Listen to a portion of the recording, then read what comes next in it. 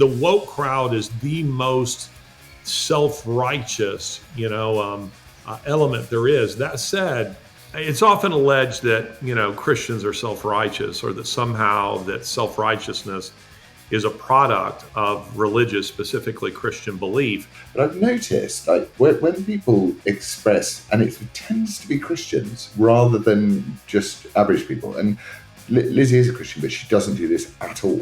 Someone will say, I've seen what's going on, I really with you, I'm praying for you, I really care about you. Then there's a middle sentence which says, I really feel for you, but if only you were a better person every day of the week, it wouldn't happen to you. Welcome to another episode of WTF, which doesn't stand for what has happened to Laurence's hair. Just because I'm doing a Larry Taunton impression with my hair doesn't mean that he is my hero. It's been a while because Larry decided to selfishly go to Europe and almost get sort of mullered several times, and then got mullered when he got back. But we're here again to discuss the world, and it's good to see you all. And how are you, Sir Larry? It's good to see you. And just for the record, I had about a foot of my hair cut off just a few days by our favorite, beautician. And so, you can't say your hair is longer than mine, I think, right now. I'm coming to see your favorite beautician as soon as possible because it's getting out of hand now. I feel like Tony Blair during lockdown. I look like a leftist politician during lockdown. I actually think it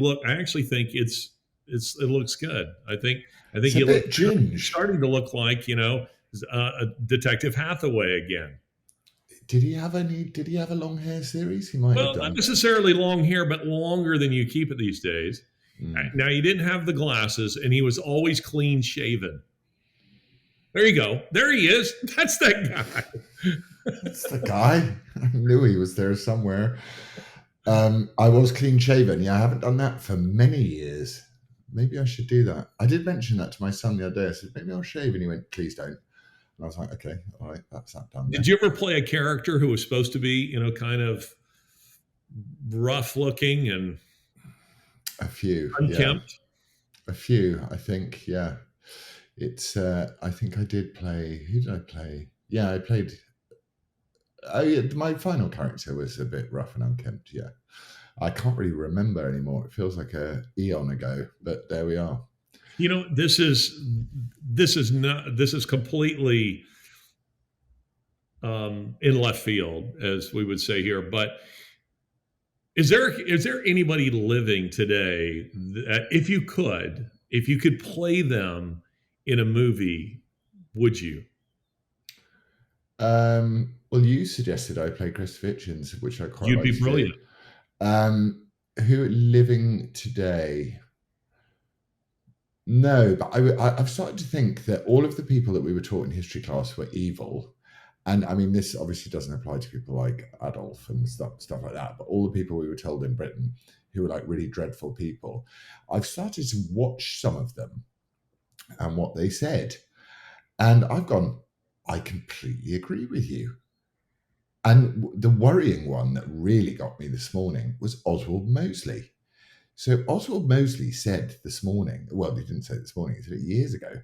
He said that he sort of said what I slightly think was that we involved ourselves in a war between Russia and Germany, and that the British people's revenge on us was for the fact that we involved ourselves and sent 20 odd million Europeans to their deaths to fight communism. Whereas there's a big, strong strain of communism in Britain, which Oswald Mosley wanted to get rid of. I know nothing more about Oswald Mosley than that, but I thought, yeah, I slightly agree with that. So maybe Oswald Mosley in a biopic. Netflix? Hello? Enoch Powell? Netflix? What if you were asked to play Trump? You think you could pull it off? I mean, you look nothing like him, but there are plenty of people who don't look like, one of my favorite movies actually is Tom Selleck playing Eisenhower. And when I saw that he was playing that, I thought, no way, he's way too tall, looks nothing like him, won't work. And he was brilliant in the role. You think you could practice being Donald Trump and you could pull it off? I can do the lips. I haven't quite worked out the accent, but I can do the lips and the hands. It's beautiful. It's magnificent. I could probably work it out. I'm not too bad at accents. I'd love to play Trump. I pick up. I'm quite lucky in the fact that I can pick up, if I bother to investigate things, I can pick up people's mannerisms and ways of speaking and stuff like that. Let's see your Jordan Peterson again. The thing is about love, life. It's so real. And you gotta feel it.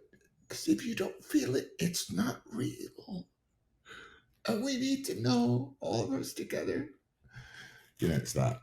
I love Jordan. I know you've got a bit of a thing with Jordan, and he's had a bad week, hasn't he? But well, listen, I don't dislike him as a human being. No, I know this is a problem. Sorry to start swearing early on.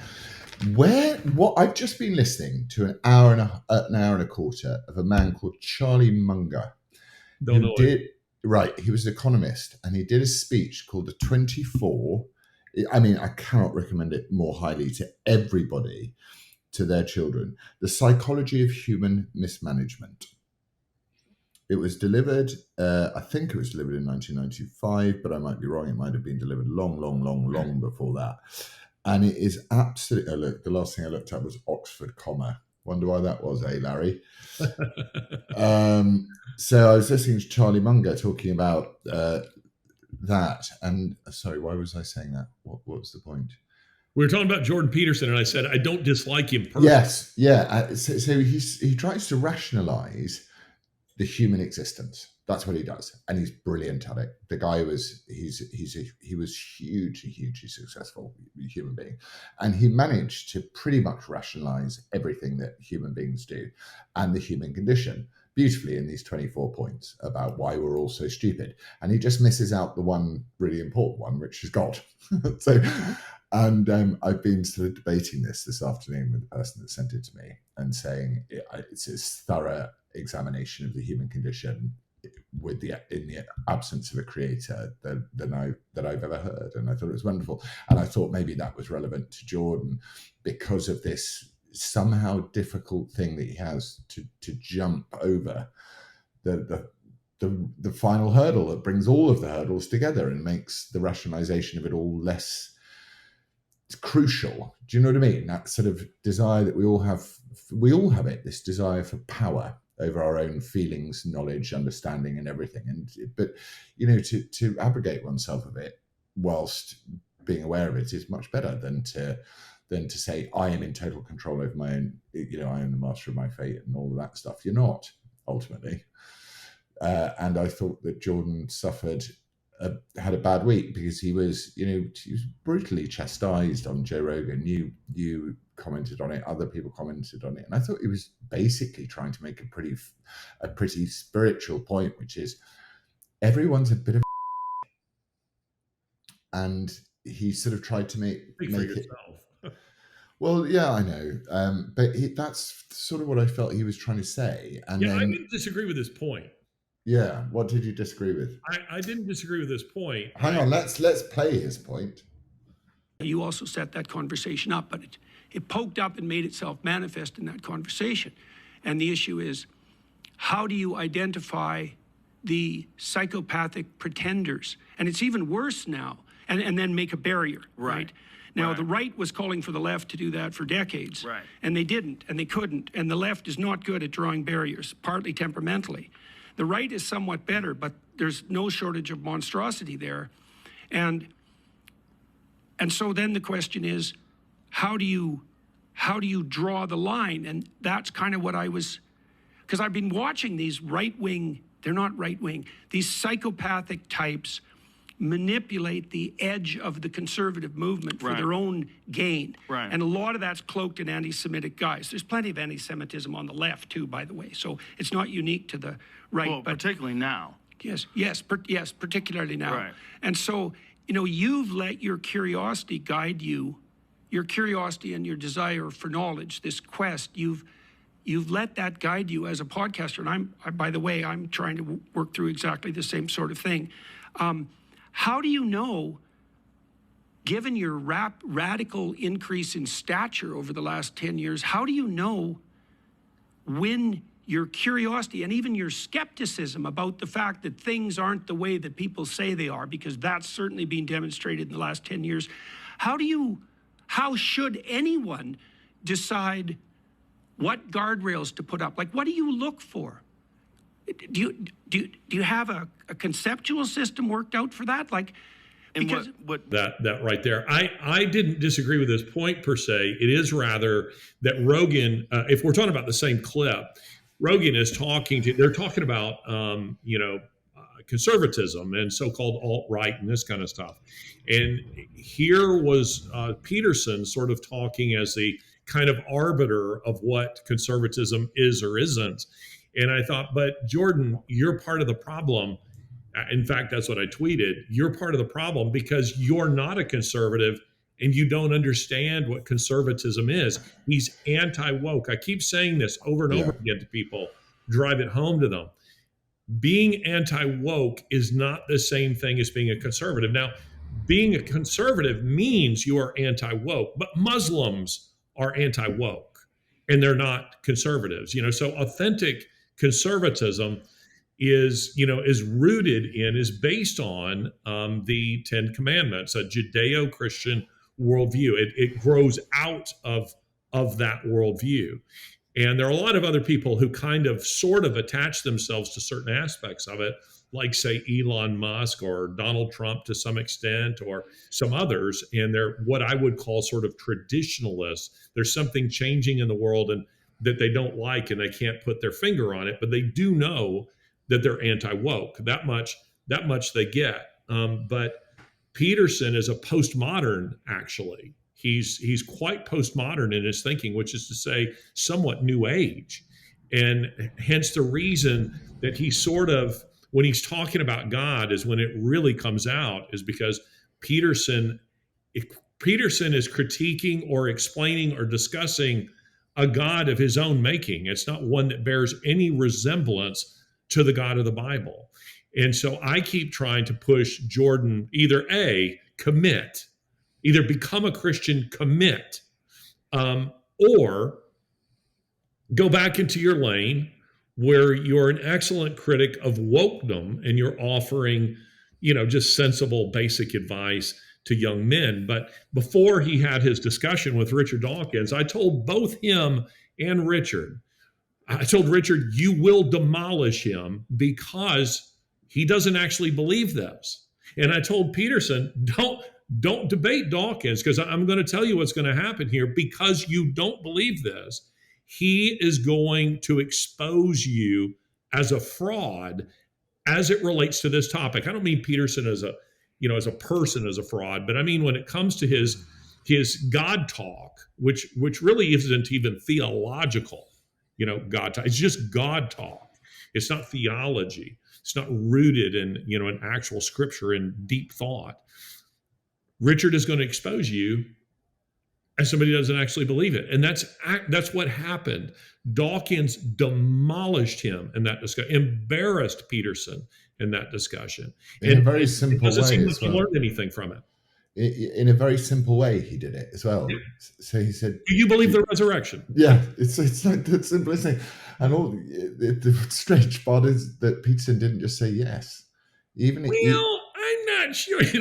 My Peterson is.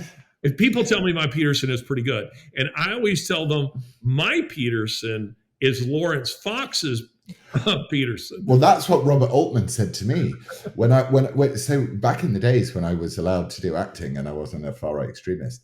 Robert Altman said to me, and if I bored you with this story before, please forgive me, that he said the only person who's ever played a convincing policeman was the first person who ever played a policeman, because they will have had to have gone and watched a policeman. So everyone else, to some extent or another, however much work they've done, is doing an impression of an impression.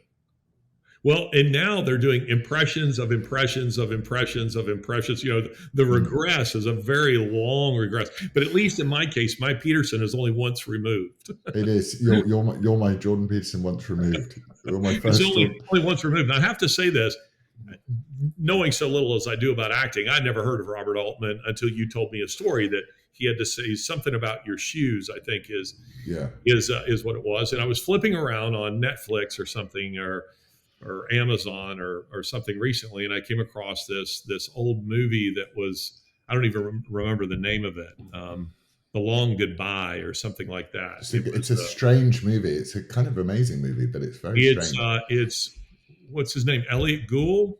Yeah, when he was allowed to act straight. Yeah, when he was allowed to play straight rather than what he does in Friends. Well, I noticed, I haven't seen it yet, but I saw the description, and the description says Elliot Gould or something is brilliant in the hands of Robert Altman, and I was like, hey, I've heard of that guy. He was a pretty amazing dude. He Still alive? No, he died. He lied when he made Gosford Park. He'd had a heart transplant and lied. So he didn't tell anyone. Well, I mean, some people knew, but none of the money people knew that he'd had a heart transplant. So he was very unwell, and he had a big chair and he would lie down. But he was very, very much of the left, and very, very much of the kind of people that you used to be able to have a normal conversation with. And I did. We became very good friends. He sort of took me under his wing, and we would go and watch movies together, and it was lovely. And we disagreed about stuff, and it was exciting. What happened to those days? They've gone. The internet. That's what happened to those days. You've got to have all of the views. This is why this is worth watching. And I want us to put it in the show notes, actually, so that people can watch it. Because let me just say it quickly out loud so everyone can know. It's so good. I can't tell you how good it is. This man. Oh, come on, brain. Yes, Charlie Munger. And he basically predicted what would happen. So he's trying to break down the human condition, and he predicted what would happen with the internet, and he got it so right. He comes up with these amazing expressions, which I love, which is the deprival superreaction syndrome and the bias from liking syndrome. And it's just brilliant stuff about saying, if people don't agree with you, why they don't agree with you, what it does to you if they don't agree with you, what effect it's going to have on you if they don't agree with you. And then he's tying it into a lot of other things of situations where, profit mattered rather than ideology, in terms of stuff like Disney and stuff like this, where they don't really care about profit. They just care about ideology. And he's talking as a businessman who wanted to make money. And he's trying to rationalize why people make terrible decisions in life. And it's so, so good from a secular perspective to listen to. Speaking of which, speaking of terrible decisions, and I know we're just kind of babbling right here and haven't talked about anything particularly important yet, but I have to mention this. Have you ever heard of, I know you're in Britain, and so there are aspects of our popular culture that wouldn't necessarily penetrate your consciousness. But are you familiar with who Bill Belichick is? No, maybe. It rings a bell. Bill Belichick was the longtime coach of the New England Patriots. His quarterback was Tom Brady. He led them to 6 Super Bowl victories. And he did an interview. You would be fascinated by the dynamic of this. He did an interview with CBS Sunday Morning, which is generally sort of a feel-good sort of show. It's not the hard-hitting journalism. It's mostly fluff pieces, feel-good stuff. And Belichick is 73, and he divorced his wife of 30 years some time ago, not recently, but 15, 20 years ago. And he now is dating a 24-year-old, a 24-year-old. And you can already tell where this is going. But this is what's fascinating to me. And I just can't get enough of it because of the dynamic here. Bill Belichick, I don't know what the British equivalent would be, but Belichick has always had the reputation as being a guy who in interviews, he gives one word answers. Yeah. Coach, how did you feel about no? Yes. Yeah, Alec Ferguson, Sir Alec Ferguson would be our And equivalent. he's famously hates press conferences, famously kind of more or less hates humanity. There's no messing about in his locker room. He gets rid of players very quickly who think that they're bigger than the team, or who are all into themselves. If anything that disrupts the Bill Belichick locker room or system, those people are gone. And now here he is in this interview, Bill Belichick, a guy who publicly has zero personality, is like the definition of toxic masculinity, and all this kind of stuff. And here he is in this interview, and his girlfriend is sitting off, and she's a beautiful young lady. She was a cheerleader like last year, in college.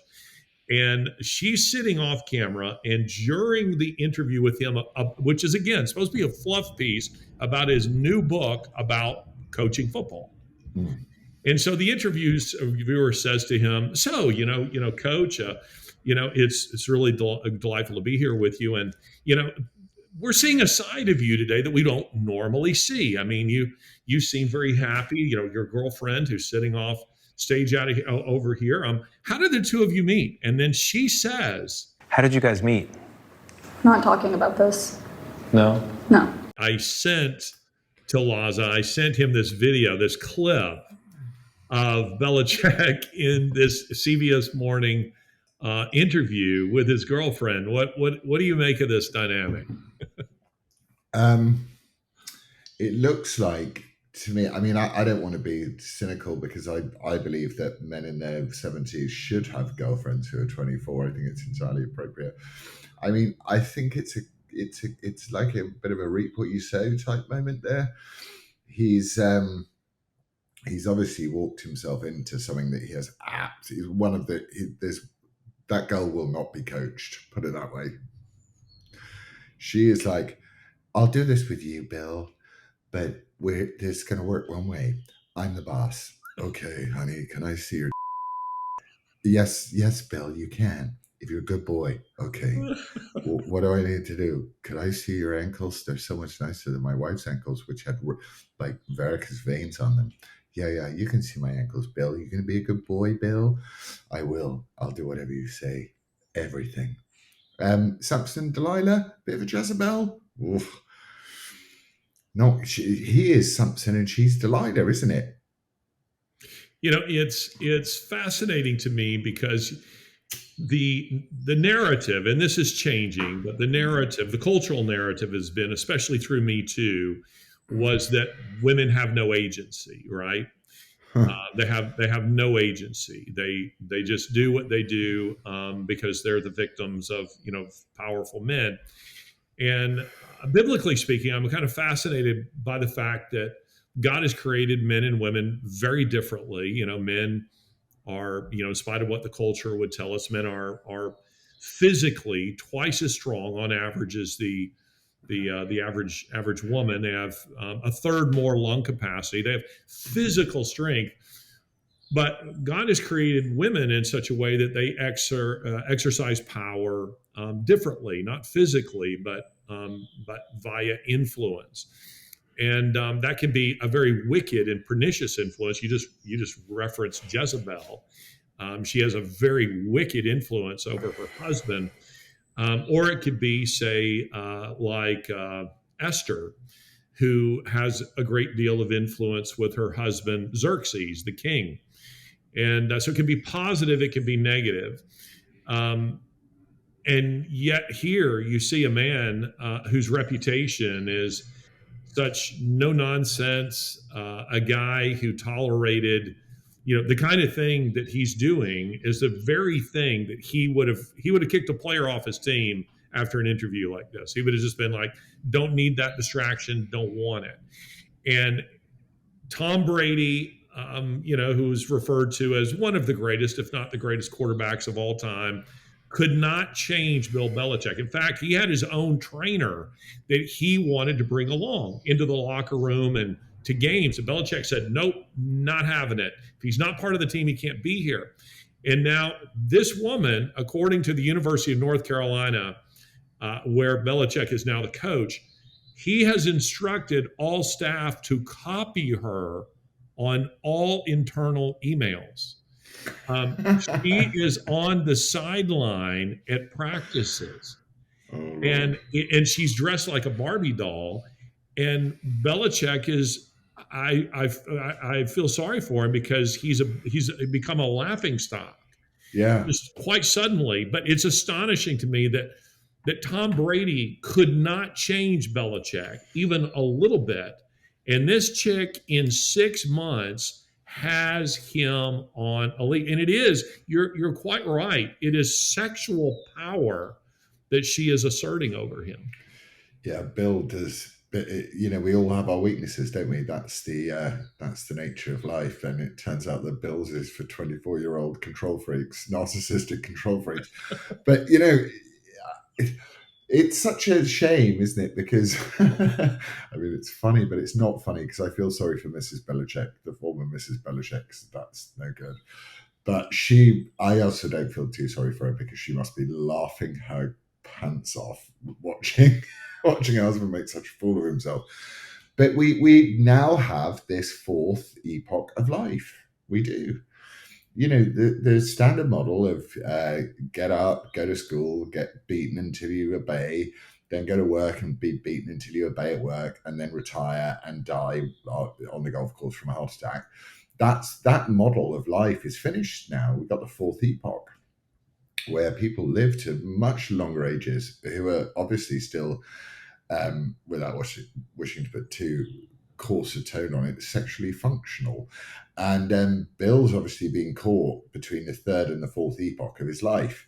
So he could have gone on to, as you say, right, he's written the book, but he could have gone on to mentor the next generation of coaches and establish the Belichick model and, be famous for that for the rest of his life, and his legacy could have been that. But his legacy now is going to be a very embarrassed man, because at the end of the day, no one is going to look at that and say this is an emotional connection of anything other than power. So it's only an emotional connection that's based on sexual attraction. It's transactional, isn't it? She wants his money, presumably, and the stage he can offer her. And it's quite obvious. And by the way, the Oxford comma tweet, it is the woman in the picture is her blown up, glaring in the interview. So I screenshot that because she's glaring at Belichick, telling him, "Don't you say that." And that's who that is. It's not actually my editor in that photo. No. It's her. So Americans who've seen that interview will know, who that is there. A personal question. Have you ever been in a relationship like this? With a very young person? Well, not necessarily the age gap thing, but I mean, I know you're way older than Lizzie, but what is Lizzie? Is Lizzie 16 now? She's just turned 16, yeah. So have you been in a relationship, not in terms of age, but with a person like this who controlled you like this? Yeah, several. Yeah.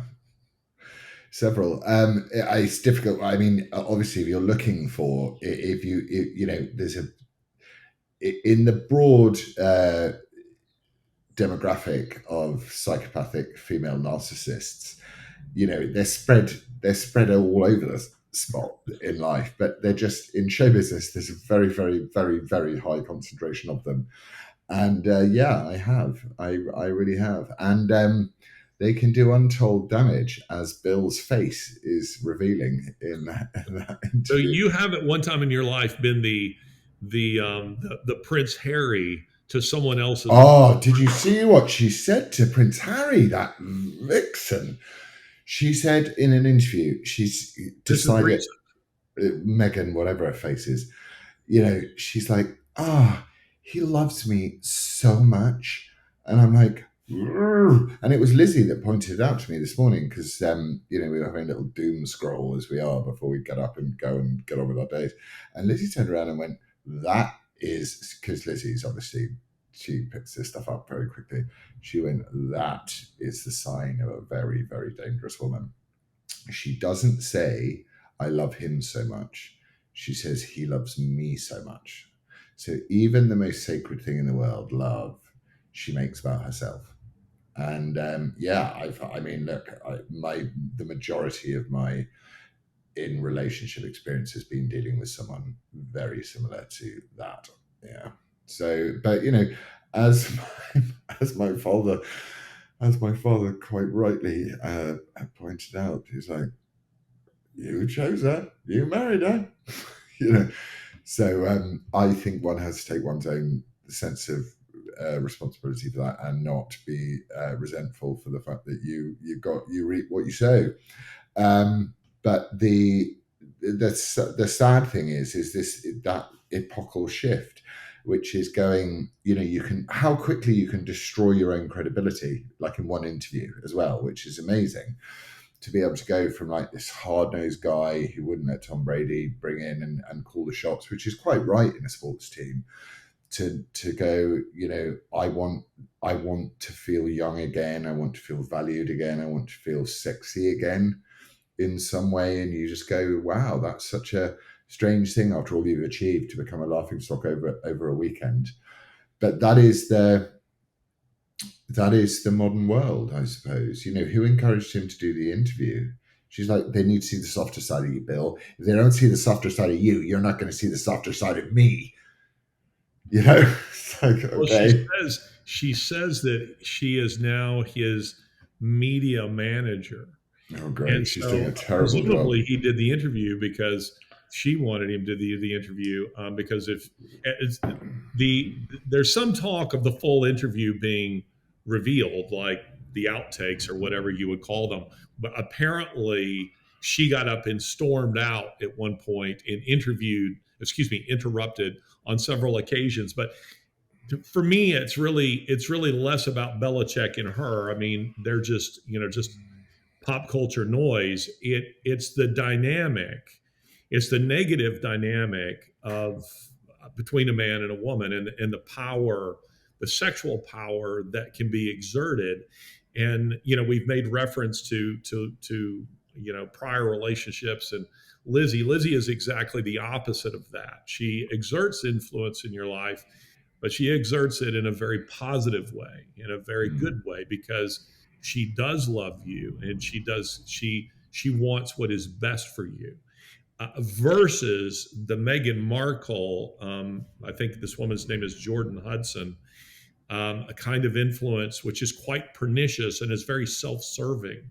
Can I ask you? I want to ask you a question. So, and I want to relate it to Christians, right? So, sorry to interrupt as well, by the way. Go ahead. But it came into my head.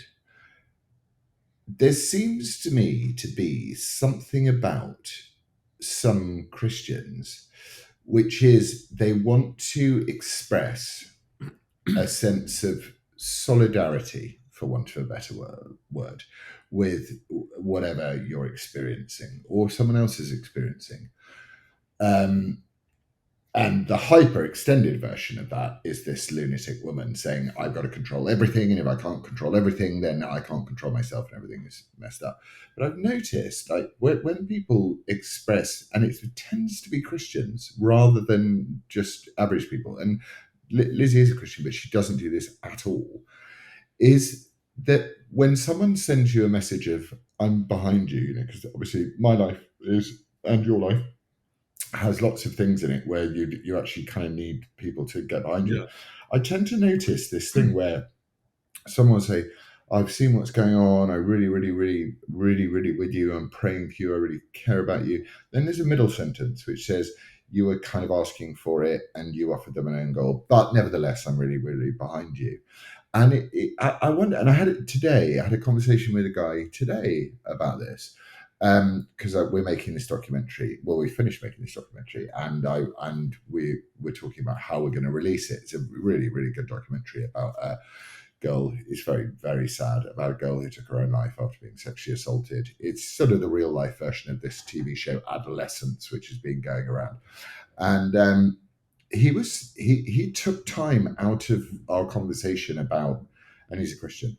He took time out of our conversation about what I wanted to do in regards to the documentary, what my plan was, to start lecturing me about how I should behave, whilst at the same time saying how much he felt for my plight. Do you know what I mean? Do you notice that? This sort of sense of, I think it's kind of what Jordan Peterson was trying to say on Joe Rogan, which is like, where are the limits on the other side? Because there was this, he didn't need to, he said he overgunned himself by saying, it's not just me that thinks it, everyone thinks it. And I went, well, surely you can't speak for everyone, can you? And he went, okay, no, I'm just speaking for me and like people I know. And I said, okay. And Lizzie said to me, she said, don't respond at all to a personal, it's not an attack, because it wasn't an attack, but it was some sort of sense that comes from a lot of Christians, and I only ever really notice it in Christians or leftists, weirdly, which is this thing of going, I really feel for you, but if only you were a better person every day of the week, it wouldn't happen to you. Do you know what I mean? Yeah, I'm processing. I know exactly what you're talking about. I was thinking as you were talking, when I have experienced that, is that more from Christians than from other people. I probably wouldn't say that it is, but I don't know. Maybe that's been your experience. I will say this. I think that it's often alleged that what you're talking about is kind of an element of self-righteousness. Is that fair? Yeah. And it's often alleged that Christians are self-righteous, or that somehow that self-righteousness is a product of religious, specifically Christian belief. And I always push back on that and say no. Self-righteousness, legalism, which is what that is a product of human nature. I mean, some of the most self-righteous people I've ever met were not Christians at all. They were adherents to some kind of secular ideology, like wearing masks or recycling or saving the planet or wokedom. Or I mean, the woke crowd is the most self-righteous element there is. That said, there is something within us, I think, that I've experienced. I've experienced what you're talking about regarding things like, for instance, my recent swatting. The police showing up at my house, and there are people. It disappoints me, and I think this is what you're talking about. It disappoints me when there are those who don't have. I haven't had anyone say it as directly as that, what you just said, but where it's sort of implied that I brought it on myself. And I think that what you're hearing in that, Laurence, at least my response to that, because knowing your life and knowing the position that you take and so forth, is I don't think that at all where you're concerned. I go, no, this is because you've shown courage. You've stood up for your convictions. You've stood up for people who are real victims of real crimes. That's what this documentary, is about. And I think people say that to you, or maybe say that to me, because they want to have the excuse of not standing up. This didn't happen to me, Laurence, because I don't go out there and say stupid things like you. That's what's implied in that. And I didn't get swatted because I wasn't out there saying provocative things on social media or on your podcast or in interviews or in your books or articles the way you do. I'm a better Christian than you. I think that's what's being asserted in that. Which I find super disappointing, because if the thing that we really don't like is hypocrisy, and the thing that's worth, in order to encourage a sort of free speech based debate, you have to, everyone has to already know their own blind spots, which is we're all hypocrites. Like, it's sort of kind of page one of her conversation. Yeah. You know, the Christian way of looking at it would be to say we're all sinners. So therefore, it's not my job to judge you. It's not my job to even comment on you. I will leave that to God. You know, and if you don't want to ascribe to my way of doing things, then fair enough. I can pick or choose whether I want to be involved in your life. But it's the people that involve themselves in your life. I'm going to give you an example because this is a really good example of it. And this is from someone completely different. Hey, I heard about the impending prosecution. I'm really sorry you have to go through this new hardship. Whilst it was a wide open goal for the powers that be, it seems like very much a political persecution, which is abhorrent. You're in our prayers. I'm like, I didn't need the middle sentence, dude. Why did you need to send me the middle sentence? I know it was an open goal. You're assuming An open what? An open goal. It's an English expression for saying that you can't miss. Oh, gotcha. So, but I keep trying to explain to people that, and they think, these two particular individuals who I had to encounter, actually three today, keep saying to me the same thing, which is, and so I've started to question myself as to whether I'm right. They're like, well, not right, but whether they are right, because of people. I listen to people and I care about what they think. I was thinking to myself, but you don't really understand what I'm trying to achieve. My madness, the method, it is my madness, if you know what I mean. It's like I'm deliberately going after them to let them know that I know what they're up to and I'm not frightened of them. And you do that in a way which is, in my way, is not to. I don't do sort of major rationalism with people that are bad actors. I just go, I know your game, mate. I know what you're up to, so I go after them. And three people have said to me today, they were like, well, yeah, no, I'm really with you. I was from my heart, my prayers, my thoughts, which I'm sure they are. But it's the middle sentence. It's the qualifier, which is like, if only you'd listened to me, I could have told you how to do this better. And my response to them is, when was the last time you did anything remotely courageous to do with the stuff that we talk about in private, about how upset you are with exactly the same problems I am, and you speak all the bluster in private, but when it comes to speaking publicly, you'll say absolutely nothing, but you will criticize me for doing it the way that I do it. And I go, and he said to me, there's one of these guys who I spoke to today, he said, I can't compromise him, but anyway, he knows me really well. He says, you're doing it to yourself. So you create these problems and then you complain about them. And he said it openly. And I said, what exactly is the problem? Because this documentary that we're making, that is being made, is about the sexual abuse of a child.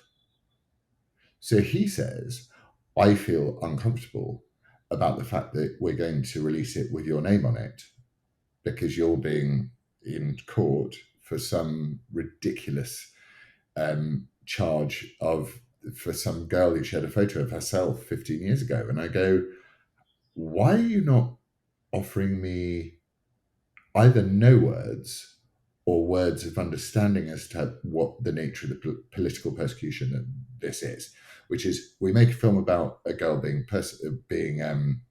sexually abused, I get accused of sexual offence. I say I want to live in a colourblind world, I get accused of racism.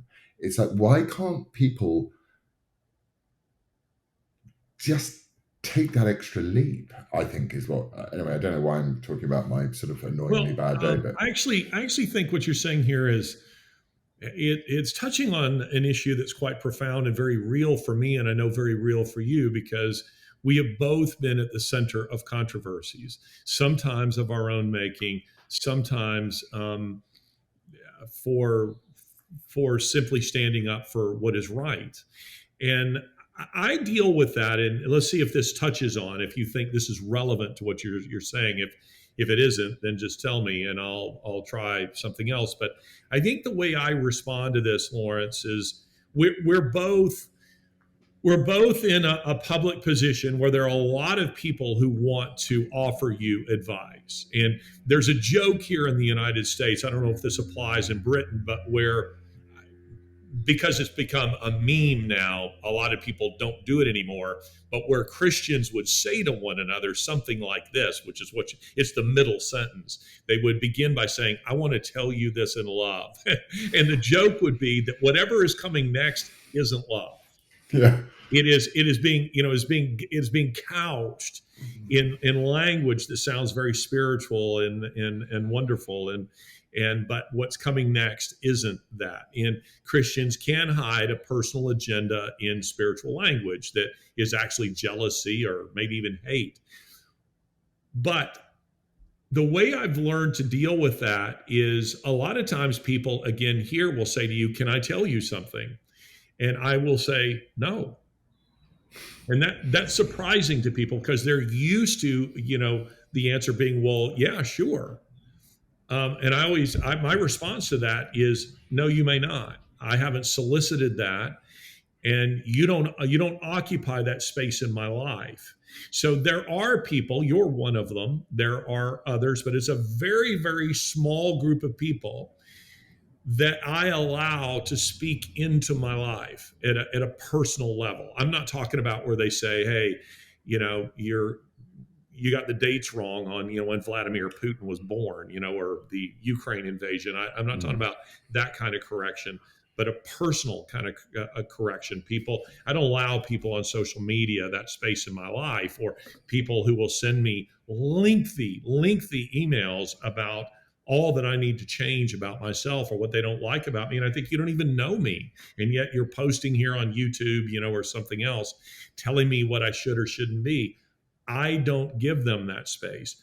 There are people in my life that I do give that to because I know they love me. I know that relationship is intimate and real, that they celebrate, the successes in my life. They've been there in the failures of my life. So when they have something to say, then I tend to, yes, I want to hear it. So to come full circle, if I'm Bill Belichick, I would hope you would be privately pulling me aside and say, Larry, this is a train wreck. Yeah. What are you doing? Well, there's something else about it. Does it resonate? Yeah, 100%. And I think that we all of us have agendas. It's whether you're aware of it. And then I was thinking, so while I'm doing what I do, which is like I'm very sensitive, even though people think that I'm some crazed Nazi. I'm actually quite sensitive. So I was walking around, and I was thinking about it. And I thought, and I was talking to Lizzie about it as well. And Lizzie was saying the thing is about most of these people that give you feedback is they've never done anything in their life. And they resent you for doing what you're doing. And they're actually slightly jealous of even your suffering. They're jealous of because they don't have it. They have a different kind of suffering, which is we all have, which is existential. But my feeling was, and actually I think it comes from God, I could be wrong, is that there is only one truth. The truth is debatable, but it exists, and it is foundational. Nothing can change it. But with the fall of man, the truth became split. So there's a bunch of people, our friends that we talk about all the time on the leftists, who will split truth to serve the absolute iconography of man's lies. But that becomes their truth. And they will die for that. And people have in their millions over the years. And then there's God's truth, of which other people are willing to sacrifice everything for. But the truth remains the same, and it's split down the way that people think. And I've come to the conclusion that actually all of the influence in the world is defined by those two groups. Those that seek those that seek to enforce man's lies and will die for that mission, and those that speak to defend God's truth and will also die for that mission. And I think I've probably met in my entire life less than 10 people on either side who really genuinely are in that battle. And Well, I just think you go you know when I say met, I mean no. So I'm sure there are millions of them across the world, but really, like, once you've dug under the layers of somebody, or they've dug under the layers of you, to find out that where people's thing stops, and one of the places it stops is this idea that people know better than you what you should be, because actually it's very clear, the Bible is very clear, that the only way to heaven is via him, not via your mate. well, you're touching on a verse. You're speaking a truth here, a verse that every now and then it kind of circles back around to me, that it's there, that this truth is there, and it's a terrifying truth, actually. And I think it's in Proverbs 14, and it is this: there is a way that seems right to a man, but it only brings him death. There is a way that seems right. So our capacity for self-deception is extraordinary. Yeah. Jeremiah 17:9 puts it this way: it says, the heart is deceitful and desperately wicked above all things. Who can know it? So our ability, I always, I think we do it in very small ways. We say, well, the camera, adds 10 pounds, I mean, Yeah. we deceive ourselves. I don't actually look like that. Or, we give ourselves the benefit of the doubt. We can deceive ourselves in small ways, but what that verse is getting to, again, there is a way that seems right to a man, but it only brings him death, or it's the way of death, as some translations put it.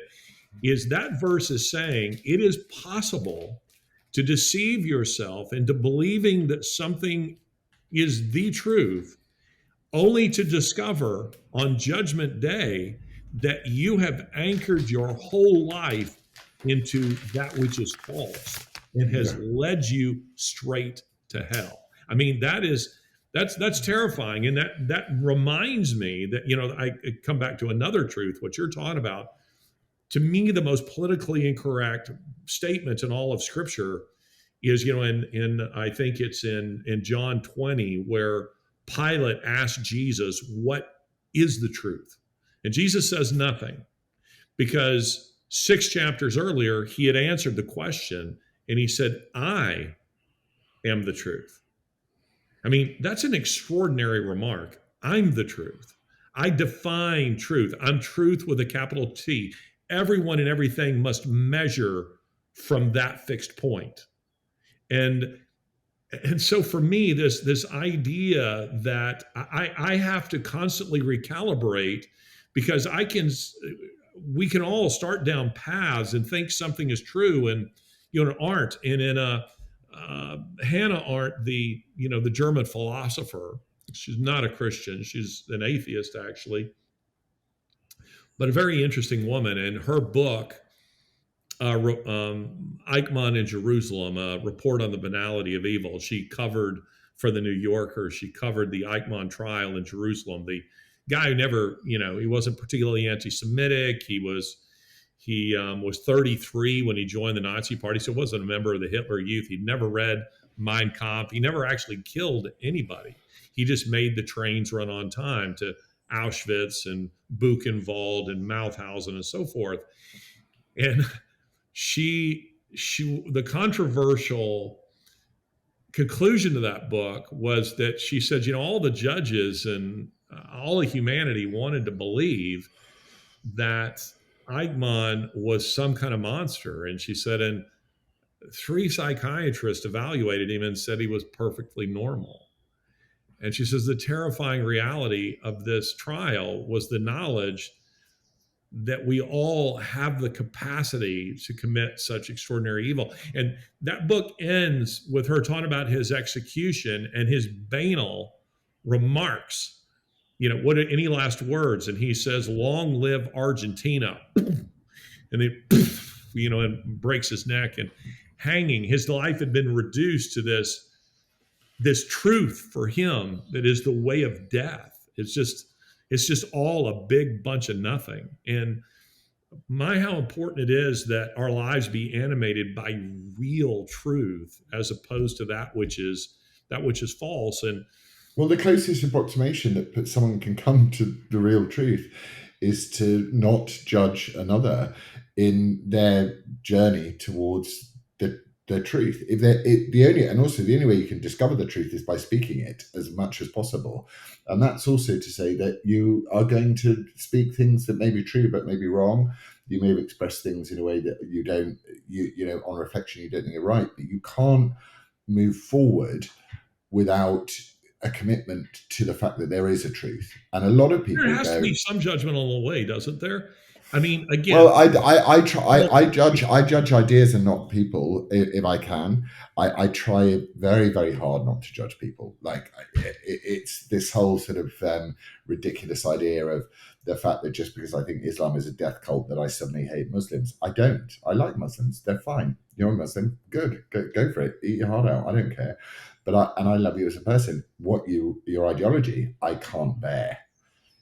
On any level, I can't bear it. But that doesn't mean that I don't think that you're God's creation and that you are a wonderful and special and unique human being. I just think you're wrong about... You were probably in it, for all I know. But I have been subjected to every Jane Austen movie that has ever been made. Yeah. I have a wife and a daughter, and these things would be on in the back. But I will never forget what's her name, Gwyneth Paltrow movie, Emma, and sitting through that whole film. And there's a scene in it that I think is brilliant. And it's a scene where Emma is scoring points. She is mocking a spinster who is a friend of hers and who's good to her. You probably know the scene very well. And she humiliates this woman before a group of people. And then as she's walking away, Mr. Knightley comes to her and he says, "Badly done, Emma, badly done." And Emma starts to cry and he says, it hit, I don't remember the exact words, but it's a powerful scene. He says to her, I take no pleasure in saying this to you, but I say it to you because I love you. And this is a woman who has adored you her whole life. She will never equal you in beauty or in station in life. And you had the opportunity to elevate her, and you instead humiliated her just to score a few points. I reference that because there's judgment in that, but it's the judgment of someone who has proximity to your life, where there's intimacy that exists, and who you allow to speak into your life. And it's not the judgment of it. It wasn't the judgment. Maybe judgment's the wrong word. It's not the judgment of a person. It's the judgment of an action. Gotcha. And that's the thing which we seem to have forgotten, I suppose. That's the bit. It's like, if you love someone, you can tell them that they're doing something badly, and you have that right to do it. Hence the middle sentence. You do have the right to do it. Yeah. But also, there is the way of turning around. You wouldn't turn around to the spinster.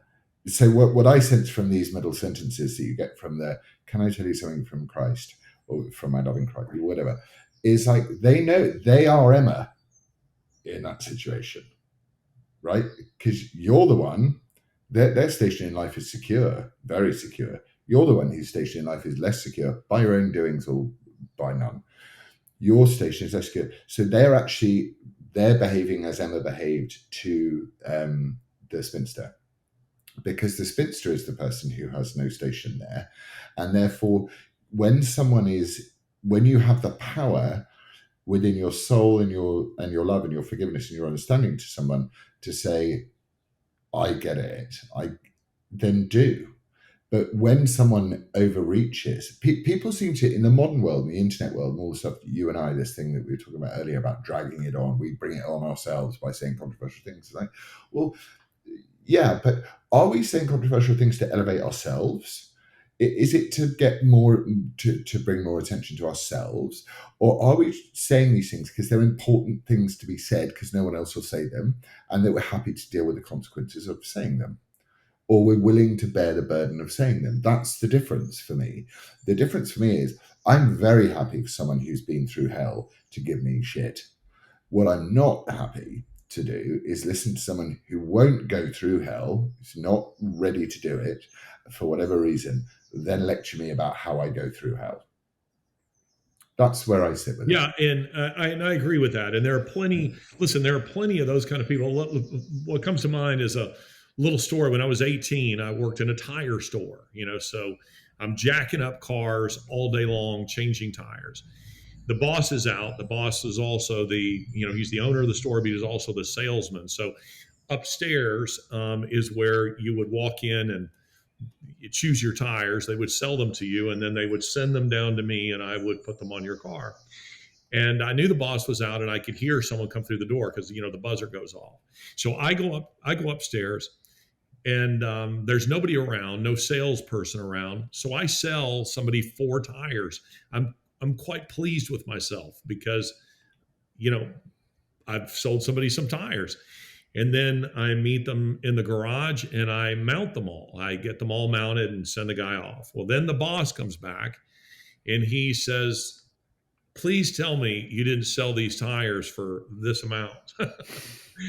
And I said, "Yes, sir. Yes, sir, I did." And he called all the staff together. And he said, "When I was gone, Larry sold a set of 4 brand new tires for half their actual value. So we lost money on that sale." And so the other guys are kind of sniggering. And he says, "But I commend him because he took the bull by the horns and he did something. The question I have is, where were you for? You guys are in charge here when I'm gone. Why was he left, to do this?" And I have reflected on that story many times in my life because here was a boss who was commending me while telling me, "Hey, don't do it like that again." Yeah. I'm grateful that you were seeking to get something done. You took the bull by the horns, use his phrase, and you acted. He's great. He's been in that position because others were twiddling their thumbs. That's grace. That's what grace is, to teach someone something without humiliating them. But how much are other people? What you're talking about here is there are other people who risk nothing. So they're never going to have the public failure. They're never going to be dragged into court. They're never going to humiliate themselves in a debate or whatever because they don't risk anything. And then there's going out into public, which involves risk, which means getting bruised, which means public failures, which means success, which means people who love you and people who want you dead. It's all of that. And the group that's over here, they're the ones who are quick to tell you, this is how you should have said that. This is what you should have. I'll never forget after I debated Christopher Hitchens, actually. And Christopher was, Oxford Union, very famous for his debates. And as soon as I came off stage, I recall somebody telling me what I should have said. And by all accounts, I performed very well in that debate. And Christopher himself would say later that I won that debate. He was very, very gracious in that regard. I thoroughly enjoyed it. But I remember saying to this person, Jeopardy, which is a TV show in America, I said, Jeopardy is always easier at home on the couch. It's a little different when you're on stage and someone asks a question like, "So, Larry, where was God in the Holocaust?" And I have 60 seconds to respond to that question. Sitting out in the audience, you may have a brilliant answer, but it's very different when you're on stage and you were on TV show Question Time, so you know exactly what I'm talking about. Yeah, I think that's true. A priest friend of mine described it when I sort of didn't complain, but I pointed this phenomena, which seems to be common, to him. He said, "Well, it's kind of like a sports stadium, and everyone in the crowd knows what the manager should do, what the coach should do, and they're all screaming at the coach, like, put him on the left wing, do that, do this." But the coach is the one that has to make the decisions, and people have different styles and different approaches and different ways. I just wish that there was, not wish, it's the wrong word. I sort of just say to myself, put yourself in it for a minute and know what it is to try and live in the middle of a tornado of your. You could say it's of my own making, so you can blame me for making the tornado, but not necessarily. What I did was I went tornado hunting and I found a tornado. It's like blaming the guy who goes tornado hunting, finding the tornado for dying in the tornado. It's like, okay, well, he was trying to film the tornado and learn more about tornadoes and show you what tornadoes look like. And I suppose that's sort of roughly where we're at with it. But I've got to. Have you ever seen the film We Were Soldiers? Yes, with Mel. Do you remember the scene where Sam Elliott stands over the photographer and he says, "You ain't going to get any pictures down there, Sonny"? I love that film. And it's a great film, isn't it? Yeah, Mel did so much for cinema with that film and with Hacksaw Ridge as well, to try and put the divine in the just the devil. It was incredible. Well, I know stuff. you haven't seen it, but I thought it was brilliant. I thought you were brilliant in The Professor of the Madman. It honestly is probably one of my top 10 favorite movies because it's a film about grace. Sometime we have to watch it. I want to watch it with you when you see it for the first time, even though you're in it. And anybody who's listening to us should go and watch that film because it really is superb. I've read the book, and the book is quite good. It's based on a true story. I tell you a funny little local story. Soccer's not huge in this country, but a local high school coach, soccer coach, he had enough of the parents telling him how to do things.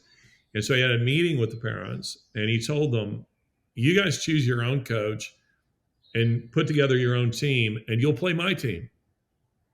And so they did on like a Saturday afternoon. And of course, the high school kids just demolished the parents. And it was a lot of backslapping and laughs. And it took what was otherwise a very tense kind of situation, and it was a reality check for parents. And at the end, he said, "I think we can see your team isn't very good, and maybe you'll just leave me alone." But then again, graceful. You did it in a graceful way, and that's It was clever. I wouldn't mind if someone came up to me and said, "You're very easily provoked." And I would go, "Yes, I am. That's true." I don't think you're easily provoked. I'm pretty easily provoked. I am, and it is a weakness. But it's fine. We all have weaknesses. But I wouldn't mind if someone said that to me, rather than someone saying to me, "You did that really badly." Well, you have coined a phrase on today's show that I think is a very good one. The middle sentence. Yeah. And I hope I'm not guilty of sending you middle sentences.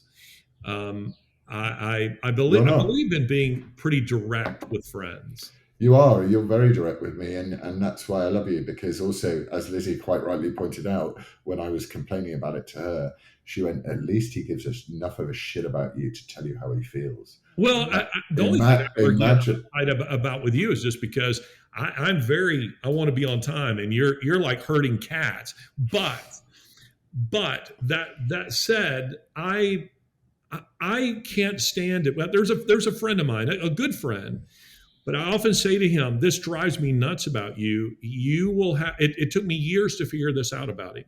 He's passive aggressive. And he will often say, "That's a great idea." And I had to learn that when he says it's a great idea, it means he hates the idea. So you would be moving forward with something that you think he's on board with, only to discover that he hated it. And I just said, "Look, why don't you just tell me my idea sucks?" Rather than saying, "That's a great idea." And I just prefer to know where I stand. And if there's something that I've done to make somebody mad, don't just go silent on me or become passive aggressive. Tell me what I've done so that either A, I can repent of it and I can ask your forgiveness for it, or I can give reasonable explanation. I can go, "You know what? You misread that. That wasn't what I meant at all." And to me, that's just the way guys should operate with each other. Women, it's different, but women, we're willing to put up with it as men because there are benefits when it comes to women. I don't want to put up with it. I want to put up with it from a guy, but from my wife, I do. Yeah, wives are much more squidgy than guys, and it's appropriate to cuddle them. But I hope I'm not guilty of the middle sentence. No, you're not. You're trying to put a bit of learning into it and go, and I feel a bit raw because I'm like, I got 2 more charges that they've now thrown at me. One of these charges, I mean, if you want to know how insane Britain is going, are you allowed to discuss this stuff? Like, I can't discuss the other the one that's ongoing, but I can read you the charge so that people know how unbelievably crazy. I don't want people getting off of here without clarity about what this is. So, hang on a minute. Well, the first charge is that a woman who was a celebrity back in the day celebrities back in the day, they used to do deals with paparazzos, and they used to take actually, I can't talk about that. I can't talk about it because it's not. But what I can read to you is these 2 new charges. Okay. All I can say about the first charge is it's a complete load of utter bollocks. And it has nothing to do with anything other than the deliberate persecution of me. Even people who are my enemies know that. But this is the scarier one. Between the 12th of the 9th, 2023, did acts, namely posted on social media, posted several messages on the social media formerly known as Twitter, which was capable of encouraging the commission of an either way offence. Of a what offence? An either way offence is an offence you can try in a Crown Court or a Magistrates Court. I will obviously go to a Crown Court for it because I don't trust anyone in the judiciary. But it's very interesting. It said, you've said something that could have made someone do something. That's what they're charging me with. Well, let me say this on your behalf that I think might be helpful to our audience here. We've started with very trivial things, and we've moved into territory that's quite heavy here. But I've said this to Laurence privately, and it bears repeating publicly. When you are a public figure and you're being attacked, and in this case, being attacked because you're a public figure who is taking a stand against a very woke government in its agenda. That is Keir Starmer's government, mass immigration, gangs, speaking out against all those kinds of things.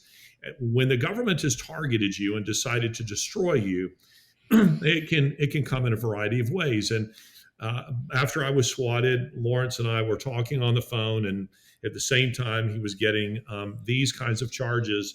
And I was saying to him this, and this is worth putting out there for our audience to process. There's a kind of persecution, and Laurence is being persecuted. I've been persecuted.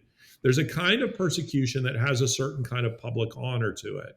So in my case, what happened to me at USAID in Cairo, if you survive a government accusing you of terrorism and espionage, it has a certain kind of badass quality to it that has a certain honor to it. When people send, heavily armed men to your home and, in the hope that you're murdered, if you survive that has a certain kind of badass quality and an honor to it. What is happening to Laurence is it doesn't have the public honor to it. It does with God, because God knows the reality here. And we, at the end of the day, we're all performing for an audience of one when it comes right down to it. But what I find particularly evil about what is being done to Laurence here is because it's not a frontal attack the way swatting is, or my standoff with the Egyptian secret police was.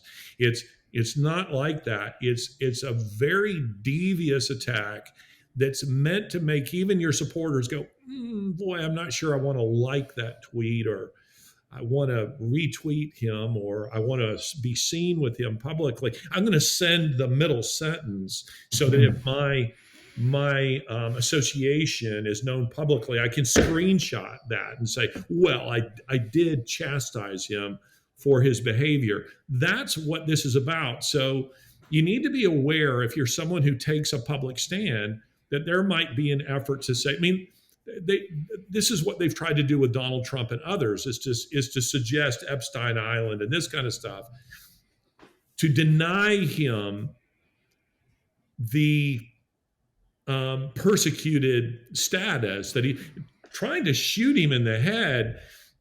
He survived it, and it was a badass photo, and it probably won him the election. Trying to say that he's a rapist or something, that's meant to deny him any kind of honor in his persecution. I don't know if I'm saying this particularly well. No, you've got it exactly right. And this is what's happening to Laurence here. Yeah, it's exactly what's happening. And I was just thinking, which is not a good thought, I was thinking, I really hope someone shoots at me and just hits my ear. And then I think that I can come here, I'll do it for you. Yeah. Oh, I got shot. I got spotted by Larry. That's not kind of the version you want. Anyway, I've got to run, man. I've got to go and feed. Well, it's been a good conversation. I have enjoyed it. Praying for you. Praying for you. Looking forward to having you here. I hope you get some good rest. And I will. I want to come and see you before we get married. I want to turn off because when we next talk, I'll talk you through. It's too long to talk to you through now, but I will talk you through how the state tried to ruin our wedding day and lost. But you think of little persecutions, and big persecutions, they literally tried to destroy our wedding day. Well, see, this is what I'm talking about. And I'm sure there will someone, I'll send you a middle sentence text right now that says, hey, I'm praying for you about that, but it's really kind of your fault. Yeah, you deserve it. Anyway, we'll call this episode The Middle Sentences. Yeah, no, that's good. I like the phrase. Yeah. I like the phrase. It's the passive aggressive middle sentence, but this has been a very good discussion, one I've certainly enjoyed, and look forward to seeing you soon. I love it, and let's get back to normal now, please, because I miss our conversations. I know we have normal conversations on the phone, but it's quite nice to have the conversations about these bigger things where people can feel that they're included in it, which they are. So thank you all for watching this episode of WTF Happened to Laurence Fox's Hair, the Middle Sentences edition. It's me, Laurence Fox, and him, Larry Taunton, and we are going to probably call each other in about 20 minutes and have another hour conversation. Anyway, love to Laurie, love to Judith, love to your family, and God bless you. And to you and yours as well. Take care. All right, bro.